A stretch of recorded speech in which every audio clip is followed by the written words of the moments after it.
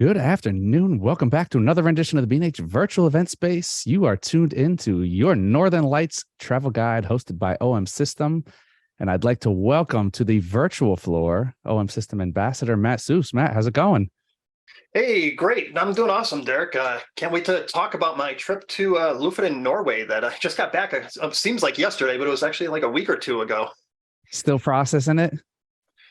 Still processing the whole trip, all the photos too. I shot almost 4,000 photos. And so, yeah, it's just a trip of a lifetime. And I'm glad to be sharing this here today.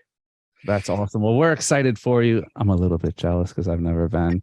But I'm sure there's a lot of people out there that are in my shoes, and hopefully this is like that kick in the behind to get out there and finally get to go see the Northern Lights. So I will remind everybody, if you do have any questions, please get them in. If you're joining us on Facebook live stream, Vimeo, welcome from the outer reaches of the internet, and you can just drop your questions in the comment section there. If you're right here at home on Zoom, well, we have that lovely Q&A module, but I'd like to turn it over to Matt, and Matt, I'll see you in a little bit. Okay, sounds good. Let me get my screen sharing here. And just want to confirm, Derek, that we're good on seeing my screen? Yes, we are good, Matt. All right, perfect. Well, before I begin, I just wanted to thank B&H Photo for having me here, and also OM System. I'm an ambassador for OM System, and so excited to be here to talk about my trip to Lofoten, Norway to photograph the Northern Lights. In this presentation, we're going to talk about how to get to Lofoten, Norway. Where is that in the world, and why do we want to go there for the Northern Lights? Also going to do a gear check too, and make sure that if you're going up there to photograph them, make sure you have the right gear that's going to help you succeed in getting the best photos possible. I'm also going to talk about how to predict the aurora too. There is actually, we can do some sort of predicting with the aurora, kind of like we can predict the weather. We can predict the aurora to increase our chances of being able to see it. And I'll talk about some key metrics that you have to take a look at. I'll also mention how to photograph the aurora, camera settings, and some tips and whatnot. And I'll also talk about some other photos that you can get too besides the aurora when you're out there. If you guys want this slide deck, I have a link for this. You can get a copy of this slide deck so you don't have to be taking notes during the presentation. So then that way there, you can look at all the slides and see all the camera settings and everything like that. Derek will be dropping that link down in the chat for you. And in case you don't know who I am Matt Suess, and I have a new website called The Photo Experience, and that's photo with an F. And this is where all my photo workshops and online courses and presets and all that stuff reside. You can find me on Facebook and on YouTube, and also Instagram at Matt Suess Photo, SUESSPHOTO. And I've been a full-time professional photographer since 1990. I was a photojournalist for the first 17 years, and that was right in the era where we were going from film cameras to digital. So I helped bring digital cameras to 2 different newspapers when I was back in my photojournalism days. But since 2006, I moved west, and I've since been a landscape, night sky, wildlife, and nature photographer and educator. I am an OM System ambassador. I've been with them for a few years now. First started as the Olympus educator, we were called, and then now we've sort of gotten everything now into the OM System ambassador name. Very excited to be a part of the team here. I love the gear. I switched over years ago from full frame cameras, and it has just increased my creativity and photos. I just love the gear. You'll hear me talking about it a little bit. I'm also a Nisi Filter and Photo Pro ambassador. And as I mentioned, I do photo workshops, mentorships, online courses, and fine art prints. And I'm up in Bozeman, Montana with my fiance, Whitney, and our 2 dogs, Osa and Scrappy. And here's just a quick look at some of the photo workshops that I have coming up. Got some in the Tetons, got some in Faroe Islands this summer with puffins, and you can go to Mongolia next year, and even a couple workshops there, night sky, specifically for Olympus OM shooters out there. So go ahead and take a look at my list. So this presentation is going to be about my photo workshop that I was just out in Lofoten, Norway. So it was my very first ever trip over there, my first workshop teaching out there. I was partnered with the amazing Kawhi Lin. He's just a fabulous instructor. This was our first workshop that we've done together, and we have many more planned. We're going to be back up in Lofoten next year. We're going to be in the Faroe Islands together this summer. We're doing Mongolia, and we got a couple other secret spots that we're researching right now too. But the workshops are nothing without the clients, and we just get the most amazing clients. And it's so great because we share so much time together. We eat together, we photograph the aurora together, and we make lifelong friends. And it's just an amazing group of people. And the workshops just wouldn't be anything without them. And you could just see here, and we had a sold out. It was 12 clients here, and we just had a blast photographing out in Norway. And I also want to give a hats off to our guides. So we had a couple local guides that live in Norway that know the area. They were our drivers. On the left is Odd, and on the right is Fred. And then we got Kawhi in there, and then my fiance Whitney as an assistant. So between the 5 of us with 12 clients, there, it was almost like a 1-to-2 student ratio, and everyone had access to us the entire time on the workshop. Now, getting to Lofoten, Norway, this was quite a trip heading out there. If we take a look over here, this is my my flight track here. So I don't know if you could see my cursor. I wish I had a little better way to show this cursor, but up in Bozeman, Montana, in the upper left-hand corner, we had to fly down to Atlanta, and then from Atlanta, flying across the pond to Amsterdam, from Amsterdam to Oslo, and then from Oslo to Evenes, way up on top in Norway. And so we did 13,400 miles on this trip. We were in the plane for a total of 1 day and 7 hours, but we were flying for like 2 days, with layovers and all that stuff. So we hit 6 different airports and 3 different airlines. And you can see here, this was our last leg up in Norway. So Oslo is at the very bottom part of that blue dot. And we were flying way up north here to the Lofoten Islands, way up on top there. Why do we go up that far north? Well, we take a look here, the Lofoten Islands are right up on top here, and it is above the Arctic Circle. So the Arctic Circle is that line where in December, when you have the longest nights, they don't get any sunlight. So the sun does not go above the horizon north of the Arctic Circle in December. And then in the summer, you have the sun 24 hours a day. So the sun does not go down below the horizon at a certain point in the middle of summer. So at this point right now, we have really, really long nights, which increases your odds of seeing the aurora. Dark skies, you need dark skies. All the travel, this is us getting out there, and it's a little tiring, but you make up for it more once you get to Norway and you're out there photographing. And you're going to see a lot of these planes too. This was in Oslo with some fog, probably at like 5 in the morning before we were heading out. Once you do get to Norway, though, it's my first time there. They have a sense of humor, and everything is just so clean, including the restrooms, unbelievably clean. I think it's a little bit to do with some of the signs that they have out there. And I had to get a couple pictures of these. They were just so fun to see. And, do not flush the following: tissue paper, towels, tampons, sanitary napkins, love letters, socks, hopes and dreams, hangovers, local beer, or your ex down the toilet. So they're pretty specific. And I think they got everything there. And then just some other funny things that might be their most photographed candy out there. I saw photos of this before I got out there. Everyone loves taking pictures of these candies. I don't know if they're any good. I don't eat candies, but who knows? And Norway is also known for fish. We found this huge trout in the freezer at one of the grocery stores. But cod is actually their main fish up there. And if you get a chance to try some of their fine dining, definitely try some of the local cod. So let's talk about gear check. I brought way too much. So I got 2 Pelican cases, 2 Pelican Airs. I got it from B&H. These Pelican Airs are really nice because they are designed lightweight. They're designed to fit up and above on your carry-on storage, and they're Pelican case. So worst case scenario, if they had to get checked, your camera gear is going to be safe. We ended up taking 2 of those. I took way too much gear again. I brought 2 OM1 bodies, 2 OM5 bodies. I had an EM1 Mark III as a backup I never used, and a whole assortment of lenses and some stuff that I just didn't even use. So don't pack like me. But you're going to want your lenses. f2.8 or faster is going to be ideal for the night sky. Now, we did have one client who was shooting with an f4 lens, and they were able to get shots. You just have to bump up your ISO a little bit higher. You have to do a longer exposure.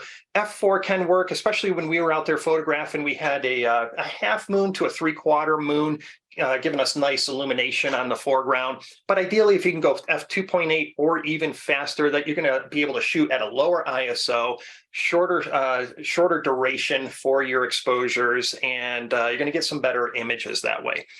And then anywhere from a 14 to a 50 millimeter full frame equivalent, or even wider too. I was shooting with my fisheye on my OM system camera gear. Loved using that lens. And let's take a look here. I don't have all lenses for all manufacturers, but at least for the Olympus OM system users, these are always in my toolkit in my camera bag when I'm going out photographing, especially the night sky. The 7-14 f2.8 Pro lens, the 8mm f1.8 fisheye. Love that lens for night sky. The 12-40 2.8, I have it. I actually didn't even use it on this trip. I had it with me, but I did not use it. But it's still a really solid lens for the night sky, because the majority of my photos I was getting with the 12mm 2.0 and the 17mm 1.2 lens. Now, if you're not familiar with Olympus in the millimeters, just double that and you'll get the equivalent 35mm equivalent focal length. So my 12mm is actually like a 24mm f2 in the full frame world. But again, the 8mm 1.8, the 12mm 2.0, and the 17mm 1.2, those were most of my night shots were shot with those three lenses. Another thing you're going to want to do is make sure you get a very sturdy tripod. Now, out here in Lofoten, we're photographing along the shoreline, so we're actually photographing with waves coming up and crashing into the tripod. It can be really windy out there too, so you need a very sturdy tripod. And I also prefer the Arca Swiss compatible ball heads, and with an L bracket too. I say it's a must. It's really super convenient. An L bracket's going to allow you to turn your camera into the portrait mode vertically while still keep it balanced on the tripod, as opposed to just rotating your ball head over. And then that makes your camera and your whole tripod a little unstable when you don't have that L bracket. And you can see the L bracket actually over here on my camera on the right-hand side. Now, filters, I love Nisi filters. I'm an ambassador for Nisi filters. B&H has a great selection of Nisi filters there. I love them because they don't have any color casts. They have this nano coating on them too, that if you get any snow or water, you just take a microfiber cloth, wipe it right off. It doesn't smear on the glass. And it is glass filters. Now, for photographing up in Lofoten, we're not using the filters for the night sky at all, but we're using them during the daylight so that we can slow the water down. We're photographing along the ocean's edge, and a lot of times we want to get that nice blur to the water. So using a 6-stop if it's cloudy, or ideally a 10-stop solid neutral density filter is going to do wonders for you. You'll be able to do 30-second, 1 minute, maybe even a little bit longer exposures.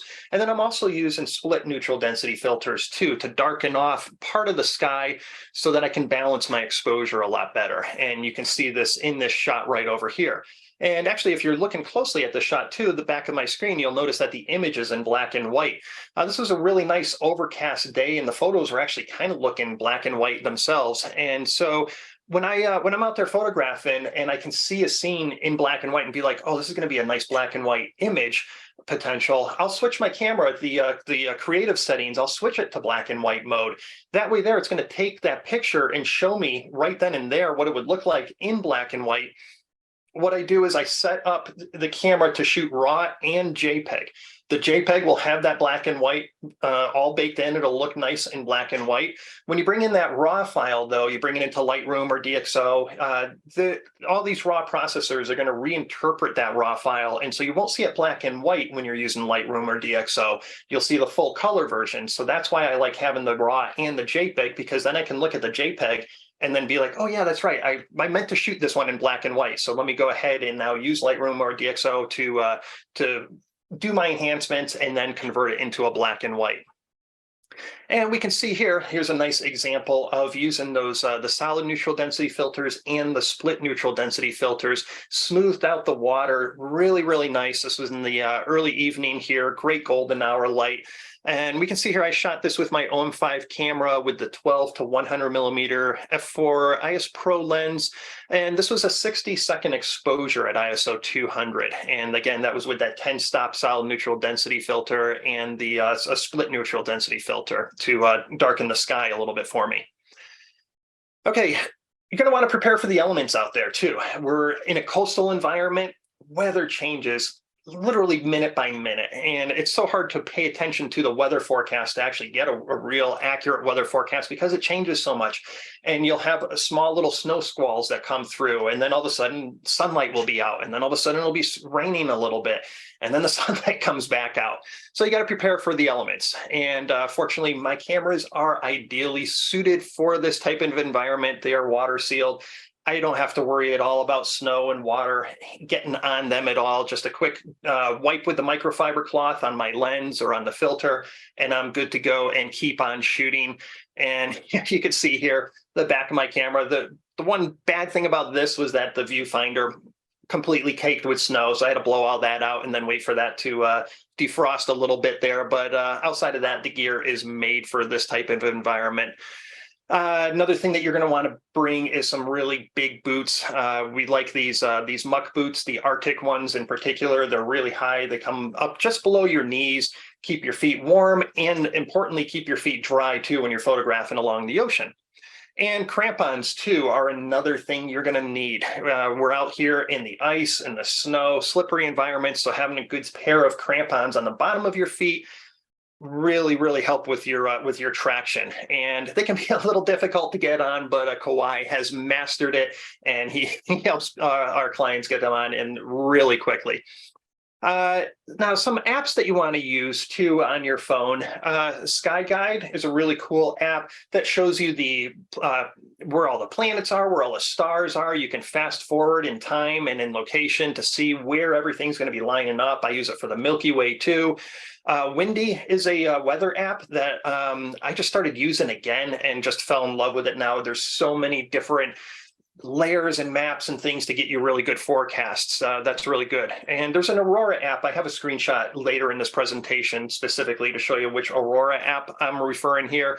And then Space Weather Live. That one's probably going to be the most important one for the Aurora. They have a free app, and you can also get it through the website as well. And then I'm sure everyone is familiar with Photo Pills. That's another, sort of must-have app for photographers out there.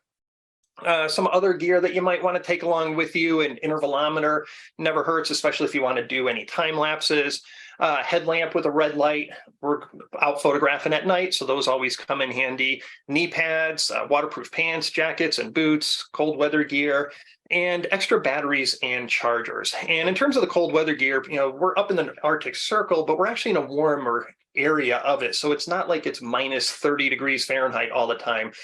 Temperatures were we had one night it was minus 10 degrees Celsius, which probably like about maybe 14 degrees Fahrenheit, something in that. To daytime temperatures could be in the 30s to low 40s Fahrenheit, but that wind, that coastal wind and all the moisture and everything like that, that really does get you. So it is cold, but it's not terrible and not something that you would think would be so extreme considering we're in the Arctic Circle. Now let's talk about how to predict the aurora.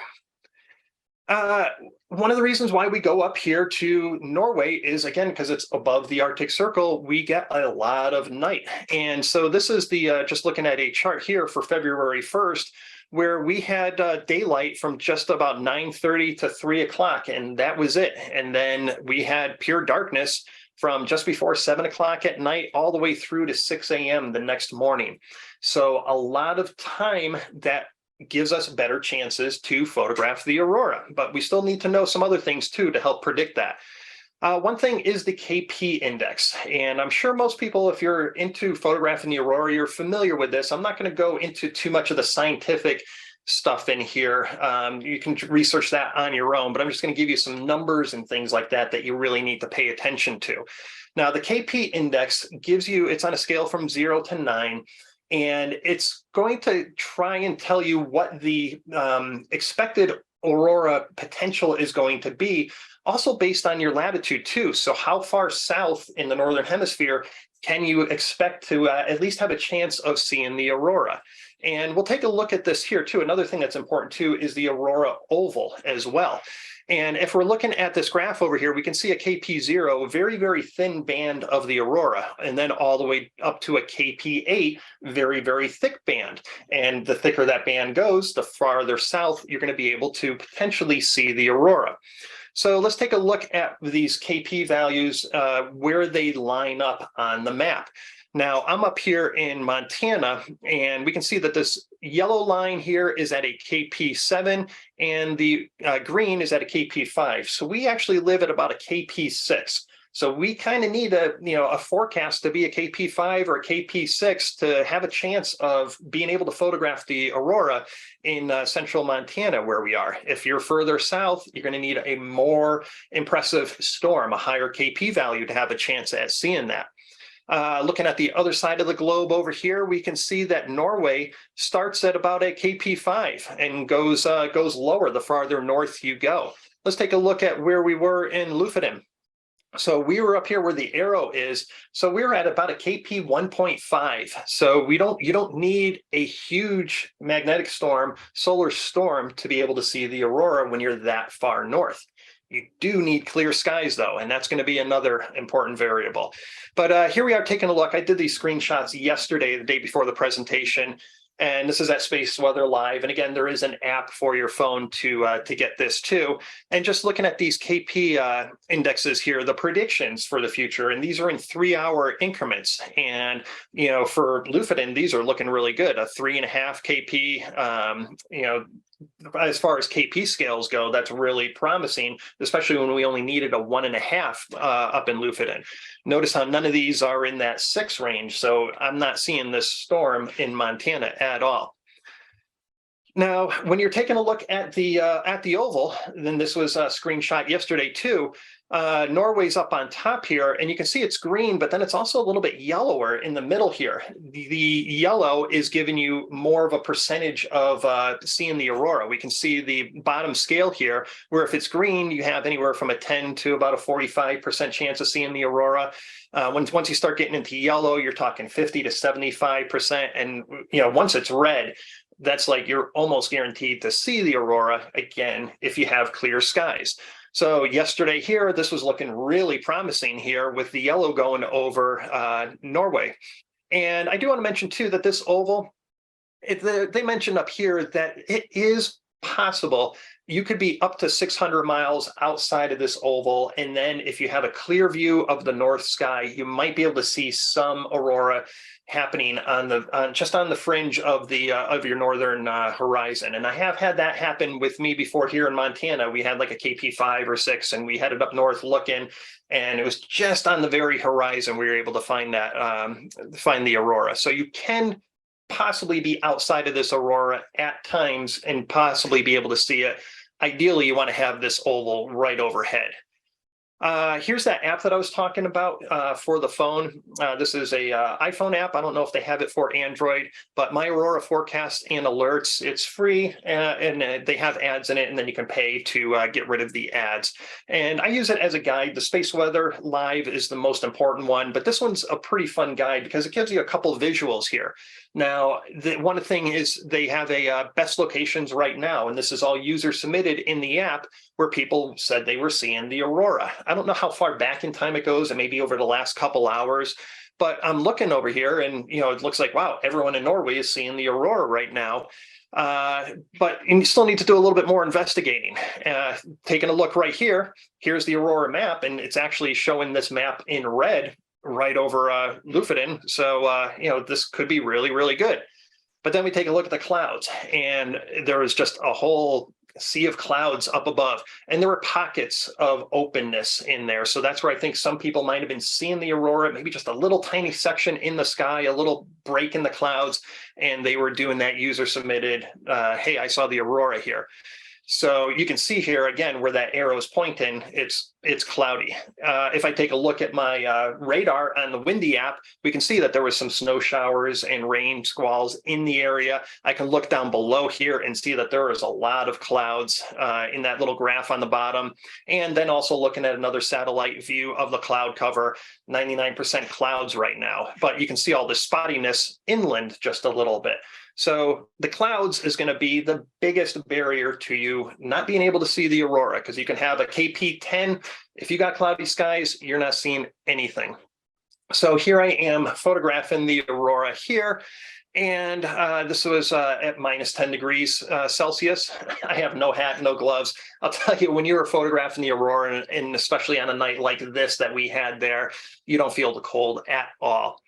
On this particular night, at that particular time, we only had a KP1 plus, but we had that aurora 360 degrees around us. We could turn anywhere and see the aurora. So the KP index, it should have been like about a 3 or a 4 or a 5, but it was only showing up as a 1, yet we were seeing the aurora all over the place.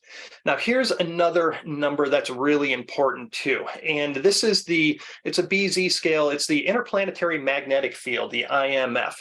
This number here, you need this to be in the negative. It has to be in the red to be able to see the aurora.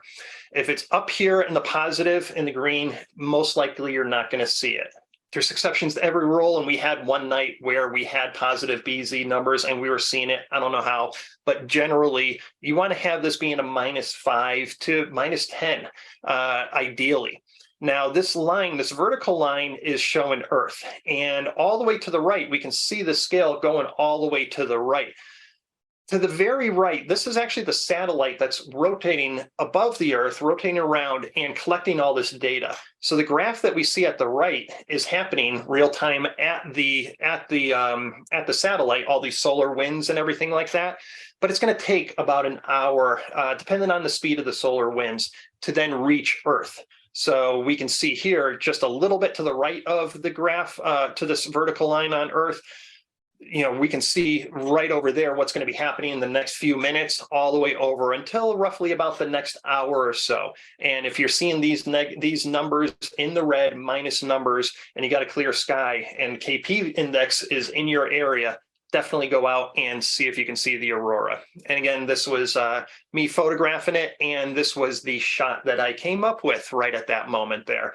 Again, just a fabulous evening for the aurora. So this was with my OM1 camera with my 12mm 2.0 lens, ISO 1600, 2-second exposure at f2.0. Now, when the weather does look promising, so we do a couple fun things here.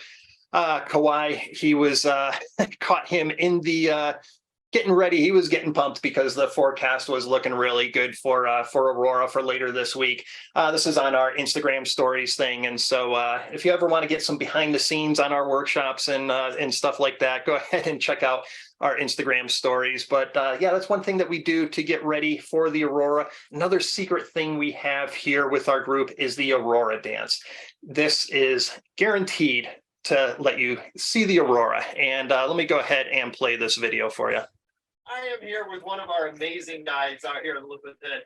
What's your name? My name is Odd. That's odd. Yeah, it's very odd.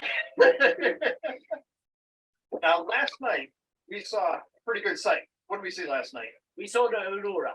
And I have seen aurora a million of times, but last night was very special. It was aurora at the east, the west, the south, and the north, of course. Everywhere. It's like crossing from both sides. It was really fantastic. Everyone was standing like in a big circle. Someone was shooting there, that direction, and that never happened over that group. Now, we got to tell them there was a little secret as to how we got the aurora last night.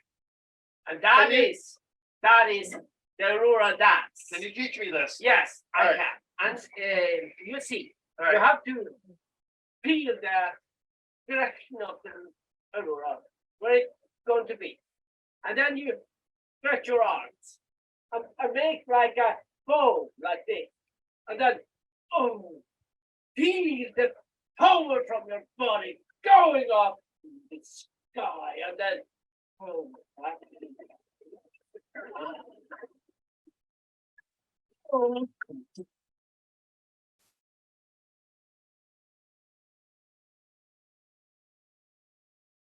like this. Come on, get. Take your arms.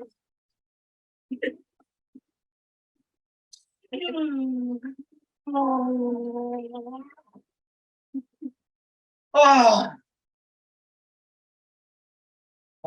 I'm back. Half an hour. Whew. Like this. That's the energy of the Aurora Dam. And it worked. Of course, it's hard to tell. I saw it myself. This is no lie. This absolutely worked.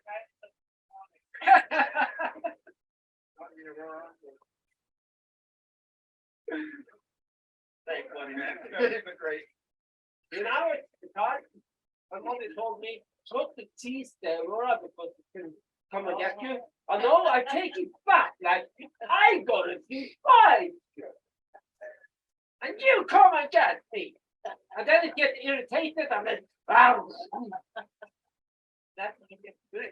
That's when it gets good. So that is the Aurora dance, and not necessarily guaranteed to make you see the Aurora, but I'll tell you what, it worked all the times we did it, and I'm sticking by my story on that is an effective way of getting the Aurora. Now, how to photograph the Aurora, let's talk about that next. So for people using Sonys, Canons, Nikons, Fuji, all that stuff, switch to manual exposure mode, switch to manual focus, and also turn off image stabilization. Now, if you're shooting with the OM system, Olympus gear, OM1, the OM5, and the EM1 Mark III in particular, switch to manual exposure mode, switch to Starry AF mode, and you can leave on image stabilization. I've never had any issue with getting any blurry photos leaving the camera with the image stabilization on. Starry AF, in case people are not familiar with the OM system cameras, that is a Starry autofocus, and so it is designed to autofocus on the stars. Now I'll show you how to do that manually with your normal lenses and everything like that, manual focus lenses. What you want to do, again, switching it to manual autofocus or manual focus, and just rotate that focusing ring left and right. And you'll see when it's out of focus in this top little section here, the stars actually get bigger, blurrier, and fainter. But then when you dial in that focus, they become tiny little pinpricks, just little tiny dots of white light. What I like to do is actually put the camera in live view, look at the back of the LCD screen, and then you should also be able to zoom in on that live view look. And then that's going to help you be able to focus on the stars that way. Using the OM1 or the OM5 or the EM1 Mark III, just go into your AF mode, switch it to Starry AF, and then I also use the accuracy mode. It takes just a couple seconds longer than the other mode, and you know, all you have to do is just do it once, and then you're good to go. Now, I do say that you're good to go, but always review your photos, whether you're doing it manually or using the Starry AF. Take a bunch of photos and then always look just to double check. Make sure you didn't hit the manual focus button or something slipped or something got adjusted. Because the last thing you want to do is be out photographing all night thinking that your focus was great for those first few shots, but then it ended up being bad and then you lost a whole bunch of images. Now, camera settings to start with. This is just a guideline. Now we had about a half moonlight with white snow reflecting. That's going to adjust your exposures a little bit too. But the most important thing is you do not want to be blowing out your highlights on that Aurora, and that's very easy to do if you overexpose. So what we do is we start off with an ISO around 2000, aperture wide open, and then a shutter speed. Start anywhere from 2.5 to 5 seconds. And then I like to set a custom white balance to 4200 as opposed to regular daylight, which is going to make your image look a lot yellower. We can take a look here. This was shot ISO 2000, f2.0, 1.3 seconds with my 17mm. On the left, that's my histogram in DxO Photolab 6 with no adjustments at all. So that's what the histogram I was getting out in the field. And then you can see on the right-hand side, I did some editing and enhancements to it and stretched out that histogram a little bit more. But I'm still not going all the way over to the right. I don't want to be blowing out any of those highlights in that Aurora. And here's that finished image there that you can see. And I just walked down just a little ways further down to the shoreline to get some of those crashing waves in my foreground too, when this Aurora was just going crazy, and got a nice shot from the shoreline. Again, ISO 2000, 1.3 seconds at f2.0 with the OM5. Here's another example here. This was one of the first nights that we were seeing the Aurora. This was with the OM1 with the 17mm 1.2 lens, ISO 1600, 2.5 seconds at 1.8. And this shot here, this is the cabins that we were staying at. We got back and that aurora was still going. So anyone who wasn't tired, they were all out going back and still getting more photos of this night shot. This is with my OM1 with the 8mm fisheye, ISO 2500. This is a 1 second exposure that I shot handheld. I've been able to shoot 3, 5, 10 seconds handheld, depending on the situation with my OM system gear. Now, this is a vertical photo too. When we're out there photographing, the aurora really can dictate your composition. And I think the aurora at this night was starting off where it was good for horizontal compositions, but then the aurora just went straight up vertical. And so that's where having an L bracket, you can switch to a vertical orientation to get the shot really helps. And pay attention to the aurora, the shape it is, where it is, relative to your foreground, and you gotta work fast sometimes because this aurora can be moving pretty quickly to try and get nice compositions. But everything's going to still play in your rule of thirds and all that stuff when you are doing your compositions. This was at ISO 2000, 2 seconds at with my 12mm lens. And here we are again with that aurora. The same thing, OM1 1600 ISO, 2 seconds at 2.0. And this here, I'm going to show you a series here. This is a series of shots, 12 shots here, that taken one right after another. So they were 2 second exposures, and I had a 2 second delay between shots. So you can see how fast this aurora is actually moving and dancing throughout the sky. If it's not moving as fast, you can go with a longer shutter speed, maybe 5, maybe 10 seconds. When it is moving faster, though, you want to have a shorter shutter speed, so that the aurora just isn't blurring, and then you have a big green blob in the sky. And we can just see here as I cycle through, just seeing how quickly and how much this aurora is moving, basically the equivalent of 4 or 5 seconds of elapsed time each time through this.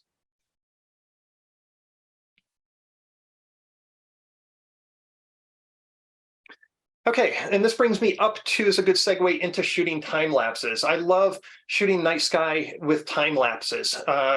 For one, you can make a really cool video. The other cool thing is too, you saw in those 12 frames that I shot there, one right after another, you may find that there's, certain shots that you like more than others. And when you're doing a time lapse, setting up for a time lapse, you're just doing one right after another. You get the benefit of being able to make a time lapse movie and a ton of photos that you can select to get that perfect shot that you can then print on your wall. You may need an intervalometer for your camera to do time lapses one right after another, as opposed to hitting the shutter button every time. A lot of cameras these days, they're built in. And so with my OM system cameras, I have an intervalometer that's built in. So I can just go into my shooting menu and turn that on. You can set the number of frames that you want, the interval length, and it'll even tell you down below, based on how many frames that you set up, how long of a movie it would make based on the frames per second. And another cool thing about the OM system cameras is that it can actually compile that time lapse for you while you're out there. And so I'll have it set up for like 300, 400 shots. I'll have each one of those raw file frames, but then the camera will also make a movie for me too if I enable that setting. And that's really cool, because then you can see right then and there what your time-lapse video potential is going to be. And I was sharing those on social media like an hour after I photographed it. But then I always like to then go back to all my raw files later, select the sequence, process all of them, sync my settings throughout, and then build my time lapse afterwards there. And then you get an even better looking time lapse. And you can see here's just a section of some 300 odd frames that went into one time lapse in particular. And we'll take a look at that time lapse. And of course, when you're doing a time lapse, it's always nice to do a little bit of a Ken Burns effect there, giving you some motion on that. And that's all done in post-processing. So I wasn't moving my camera at all when I was doing this time lapse. And I got a couple more time lapses for you here. This client here had a great view of the aurora down by the shoreline.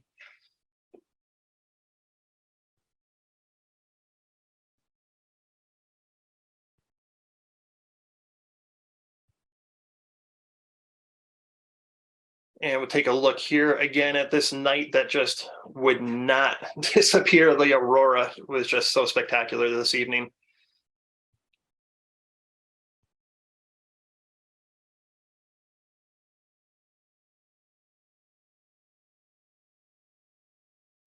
And one last one of clients photographing the aurora. So I love doing time lapses on night sky. Again, you get the benefit of having that movie, but then all those still frames that you can go ahead and put together.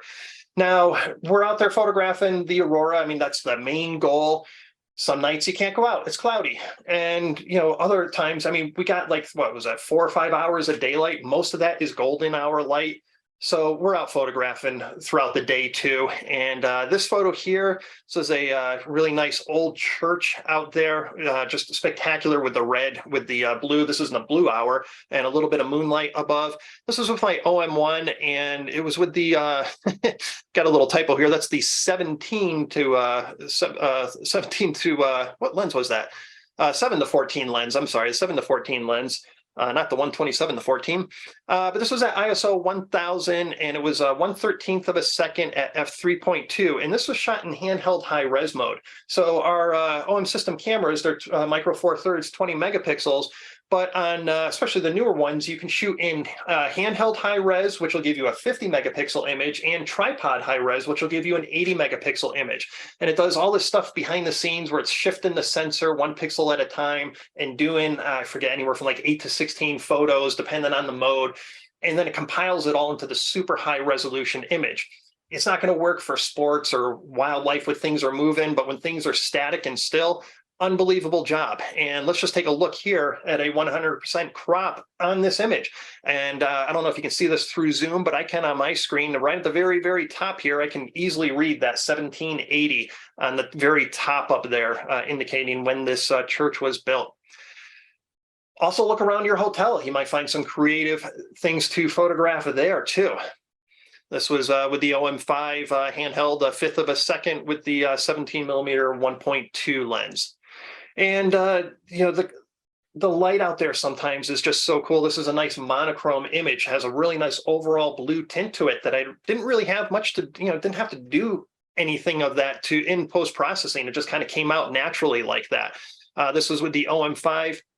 Using a 6-stop solid neutral density filter and a 3-stop split neutral density filter to control my exposures. And this was in tripod high res mode for the 80 megapixel file. And, you know, just take a look at the detail that I have in here. You can see all the little crystals of snow on the bottom here, and even the houses along the shoreline way in the back there that you just don't even notice on the regular image. And I love shooting in black and white. I told you how I like to set the custom function or the creative function to shoot in black and white. And there's ample opportunity for some stunning black and white images out there as well. This was with the OM5 and the 7 to 14 2.8 lens. And here we are again with that light just coming out and the golden light that you get, little pockets of it. 10 minutes later, this was all overcast again after I took this photo.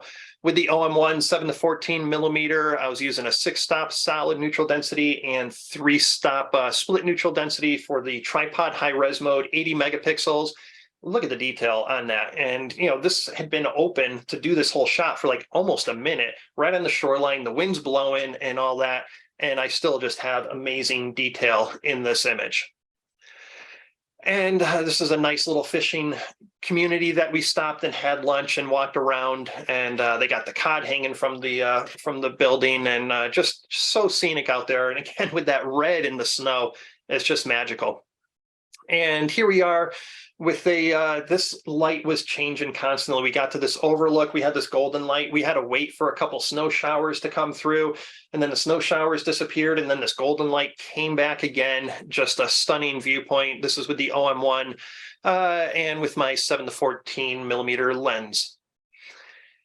And here we are again with our some of our clients photographing the aurora. This could be you. We actually still have some seats available for next year's workshop, February 9th through the 16th. Details are on my website. And once again, here is my website link and the link for the slide that you can download. And that is my presentation on photographing the Aurora in Norway. And I'd love to hear if we have any questions. You know we do, Matt. They were pouring in, and I think they're going to continue to pour in. So we'll leave that information up on the screen for a little bit, so you guys can either screen grab or take notes, whatever your best method is. But we'll get started here. A question from Jamie asking, do you use the onboard ND filter? Yeah, so I do mostly in a pinch, because I almost never have my Nisi filters away from me. I always have them with me. But it's the live ND feature is really good in a pinch, especially if you're going to be out in the middle of the day and you come across some rapids on a stream. It's really good to blur those rapids to give you that milky look, even a waterfall, things like that. When you start trying to get into really, really long exposures like the shoreline that I was doing for a minute, things like that, that's where you're going to have a little bit better success using the real solid neutral density filters. Okay. Tom is asking about keeping your gear warm. If there's anything you recommend with those freezing temperatures to keep your gear warm or from locking up.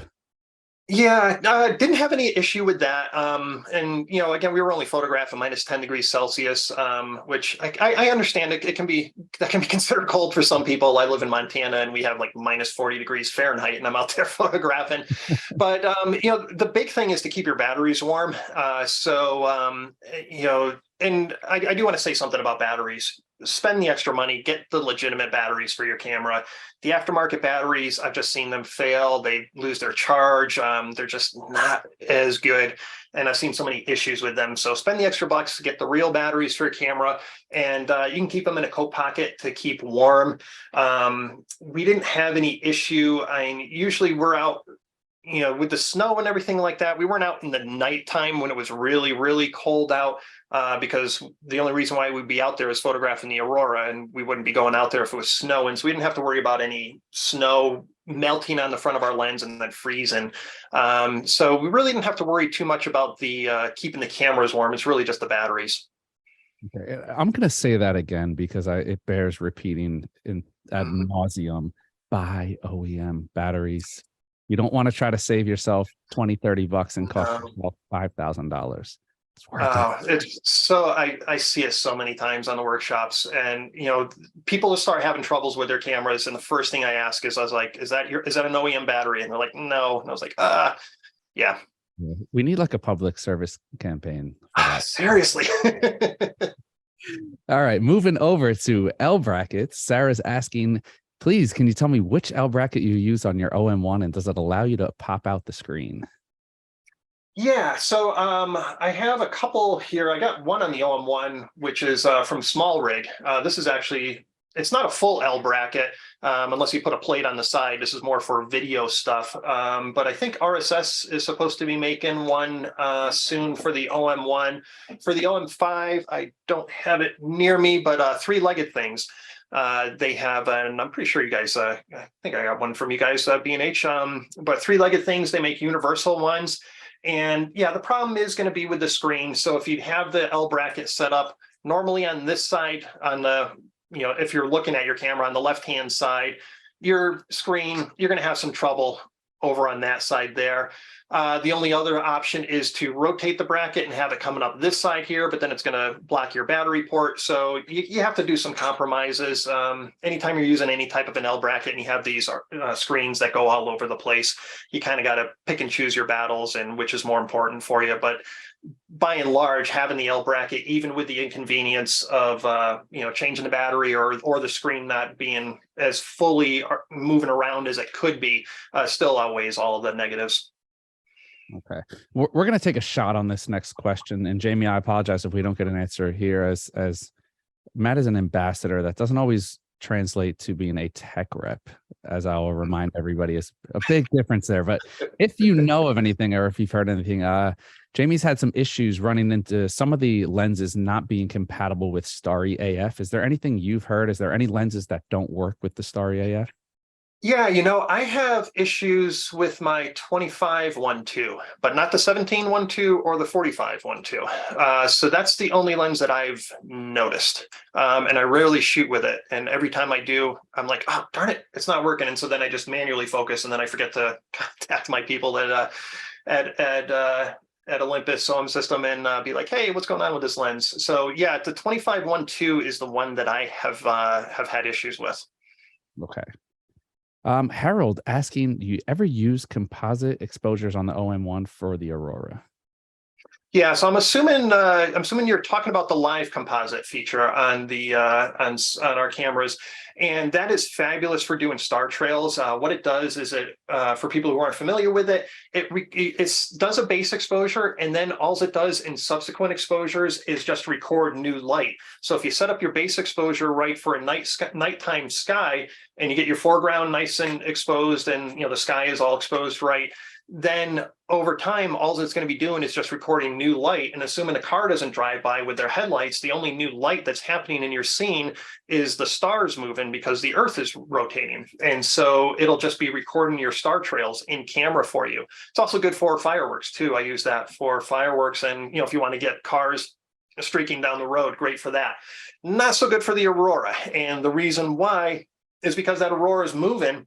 And if you leave your live comp open, and usually if I'm doing stars, I'm doing it open for a half hour, 45 minutes to an hour to really get some good star action there, that green is just going to wash over. And so you'll have stars, but then you'll just have a sky of green, and you won't even notice that was the Aurora. So I didn't even try using live comp with the Aurora, just knowing that you can just see the Aurora there with your naked eye moving across, and just knew it wasn't going to work out.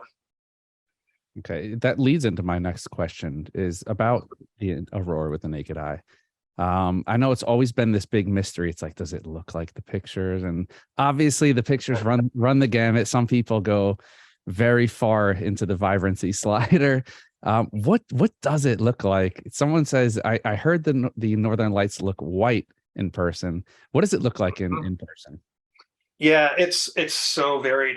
My very first experience seeing the Northern Lights and actually seeing them with my naked eye was back when I was living in Cape Cod. I think it was 2005, and there was a huge electromagnetic storm that people could see the Aurora all the way as far south as Texas. And I remember seeing it right above the sky, right above us, and it was pink, and you could see it pink, you could see it dancing and all that stuff. In Montana here, I've photographed it a bunch of times up in Montana, but I didn't get the perfect night to photograph it. So I really even couldn't see it until, the camera could see it. I couldn't see it with my naked eye. Now in Lofoten, there were some nights and you sort of had to train yourself, especially if you were in a brighter area and the Aurora wasn't that bright to begin with. You have to train yourself looking for it. And what you're looking for, literally, it almost looks like faint clouds. So it does kind of have that whitish tint to it. On the camera, it looks green like the Aurora. And what we would do is we'd go out of our cabins. We're always monitoring the space weather and the Earth weather for our clients to see when is going to be the best time for us to go out. And so we're always looking at the apps, and then we'd go right outside our cabins, and just with our cell phones, take a picture. And if it's bright enough for the cell phones, it's amazing. The cell phones these days can actually pick up really decent shots. And there was actually a couple shots, like that shot of me photographing the Aurora was shot with the iPhone. But when it gets really bright, you can see it almost as clear as what we're seeing in the photos there. It's just amazing. And it is that bright green. And yeah, there's a lot of artistic interpretation for night sky images with Milky Way, with Aurora, and all that stuff. I kind of tend to prefer mine to be a little bit cooler. Other people like their overall image to be warmer at night. So there's a big variability in that. But when the Aurora is really kicking, you can clearly see it. I was actually with somebody who's been to Iceland a couple of times when I got your images. We were waiting for you to get those images in and waiting to see what it looked like up there for you. And you got some high praise saying it's nice, it's not overdone. That's what I remember. Okay. That's what it looked like. There's so much stuff out there, and it's like you want to tell people like, no, don't expect this. It's very accurate, very beautiful portrayal of that. we had some questions on the ambient light that you had in this scene. Now, what is it like up there on the scene? Obviously, you're getting that light source in the sky, but as far as the light for the surrounding scene, because these are wider compositions, is there much ambient light, or how are you creating any ambient light in the foreground, or what are you guys doing? Yeah, no, we had moonlight. So we had anywhere from around a half to maybe 3/4 of a moon light with the white snow. It was fantastic. I photographed the night sky a lot. I don't think I ever used my headlamp. But I also have muscle memory with my cameras and settings and all that stuff, which helps too. So I didn't need that. We'd had some clients that needed the lights from time to time, but by and large, with that moonlight and with the white that we had, we could see just fine. We didn't need to use any artificial lights. The only thing I had to worry about is, I love shooting wide, and with that 8mm fisheye, you got to really pick and choose your spot where you're going to put that down, because that's such a wide field of view. You're going to get some photographers going into your shot at some point, which actually isn't bad too, because it gives you a nice little scale and interest type of a thing in your images, especially in the time lapses. Wonderful. Now, as far as the time lapses, since we just mentioned them, Kathy's asking on the Aurora images, what are the settings for the time lapses? So I was just, shooting. So the camera settings were just my normal camera settings. And so I showed those in the slide decks. I mean, ISO 1600, 2000, somewhere around 2 seconds, wide open, f2.0, somewhere around that. So standard camera settings.